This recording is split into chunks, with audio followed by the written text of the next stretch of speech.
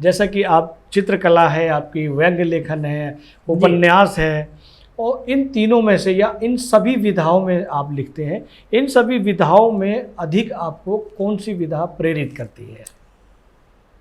वैसा कोई फिक्स मेरे जहन में नहीं होता है जी। सिवाय इसके कि क्रिएटिविटी मेरे भीतर अणु अणु में भरी है जी। तो जिस वक्त जो मूड आया, अब मुझे मूड आया कि भाई ये फला सिचुएशन है और ये सिचुएशन से बहुत बढ़िया नाटक बन सकता है, तो फिर मैं नाटक लिखने बैठ जाऊंगा। अच्छा, पहले ये भी बता दूं कि मैंने कभी जिंदगी में नौकरी नहीं की, गलती से एक बार की थी, वो भी छोड़ दी। तो नाटक लिखने बैठ गया, मूड आया कि भाई पेंटिंग के वो सीजन आ रही है जी। नॉर्मली जो ये बम्बई को मद्देनज़र रखकर कह रहा हूँ कि नवंबर दिसंबर ये टूरिस्ट सीज़न होती है जी। और बड़े बड़े 5 स्टार होटल टूरिस्ट से भर जाते हैं। तो इस सीज़न में हम पेंटिंग्स की एग्जीबिशन लगाते हैं। तो साल भर में जब भी मूड आया पेंटिंग बनाए, वो सारे पेंटिंग ताज आर्ट गैलरी यानी कि ताजमहल होटल में हम जी नुमाइश लगाते थे और वहाँ अच्छा सेल हो जाता था। तो मूड आया तो नाटक लिखे, मूड आया तो उपन्यास लिखे, मूड आया तो बायोग्राफी लिखने के लिए तो कई प्रकाशक चाहते थे कि भाई आबिद भाई अब आप ब्रांड बन गए हैं, आपको बायोग्राफी लिखनी चाहिए, ये वो। लेकिन मेरे जहन में ये था कि लिखना बड़ा आसान है, उसमें कोई बड़ी बात नहीं है, लेकिन बायोग्राफी पढ़ेगा कौन? क्योंकि बायोग्राफी बड़ी बोरिंग होती है। बड़े बड़े अच्छे साधु संतों और महात्मा और महापुरुषों पर लिखी गई बायोग्राफी आप देखेंगे किसी लाइब्रेरी में जाकर तो हार्डली 2-4 लोगों ने किताब पढ़ी होगी निकाल कर। ये मुझे पता चला जब मैं सुभाष चंद्र बोस की बायोग्राफी लिखना चाहता था, क्योंकि सुभाष चंद्र मेरे भीतर बचपन से बैठा हुआ था। जैसे आजकल के बच्चे जैसे शाहरुख खान की तस्वीर लगाते हैं और माइकल जैक्सन की लगाते हैं, हम लोग जो थे नेहरू की लगाते थे, गांधी की लगाते थे। सुभाष बाबू जो था मेरा प्रिय कैरेक्टर कहूँगा मैं, या प्रिय पात्र जो था मेरा इतिहास का, वो सुभाष बाबू थे। और बड़ी इच्छा थी कि उसने मुझे इतनी प्रेरणा दी है तो उसका कर्ज मुझे चुकाना चाहिए। तो कर्ज कैसे चुकाया जाए? तो मेरे पास तो ज़रिया जो है, या तो मैं पेंटिंग बनाऊं, एग्जीबिशन करूं। तो वो पेंटिंग एग्जीबिशन जैसे पेंटिंग बनाए तो एक घर में गई तो बहुत लिमिटेड लोग उसका मज़ा ले सकेंगे। लेकिन किताब लिखता हूं मैं तो वो काफ़ी मतलब सारे देश में क्या दुनिया भर में फैल सकता है मैसेज मेरा कि भाई देखो किसी ज़माने में ये शख्स पैदा हुआ था भारत की धरती पर और वो कैसे लड़ाई लड़ा, जो भी कुछ था उसके बारे में। तो ये सब सोच कर मैंने तय किया कि बायोग्राफी लिखनी ही चाहिए। वाह।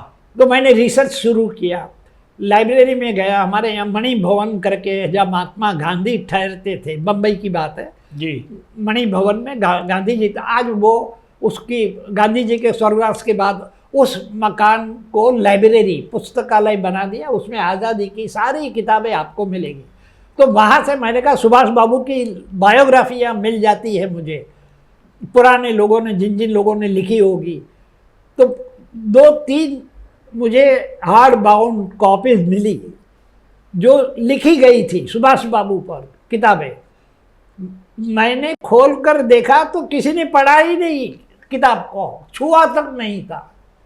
एक किताब ऐसी थी कि एक दूसरी किताब में कोई 2 लोग ले गए थे पढ़ने के लिए, तो उसमें आखिरी पन्ने पर नोट रखते हैं लाइब्रेरी में। जी। तो उसमें 2 लोगों के नाम थे कि भाई ये लोग इस तारीख को ले गए, इस तारीख को लौटा गए। तीसरे में भी वैसा ही था। तो मैंने सोचा कि मेरा सारा लिखने की मेरी जहमत जो है वो तो सारी बेकार जाएगी, 2 लोग लिखेंगे मेरी किताब पुस्तकालयों में कैद हो जाएगी। तो क्यों कोई ऐसा एंगल पकड़ा जाए बायोग्राफी का कि हर कोई चाहे कि मैं भी पढ़ूँ इसे, और एक से दूसरे तक बात चले, और बात निकली है तो दूर तलक जाएगी। वाह वाह।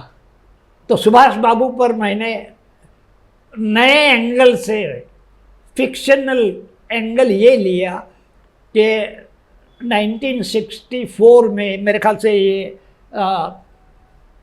कांग्रेस के दौर में, ये वो दौर था कांग्रेस का जी कि 64 तक, सुभाष बाबू का इंतकाल तो हो गया आज़ादी से पहले 45-44 के अंदर, ऐसा कहा जाता रहा कि भाई वो तो प्लेन क्रैश हुआ, उसमें उनका स्वर्गवास हो गया।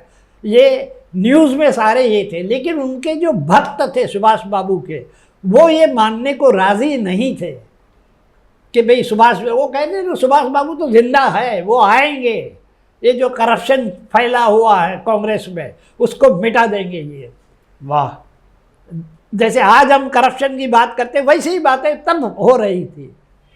और ये इसी में जो जितने भी सोल्जर जो जिंदा थे इंडियन नेशनल आर्मी के, किसी से भी आप पूछ लो तो वो यही कहेगा कि नहीं वो है कहीं ना कहीं। और बीच बीच में कभी अफवाहें भी फैल जाती थी कि अरे भला हिमालय के फला गुफा में जो बैठा हुआ है वो सुभाष बाबू है, और लोग चलते थे वहाँ यात्रा पर जी उनसे मिलने के लिए।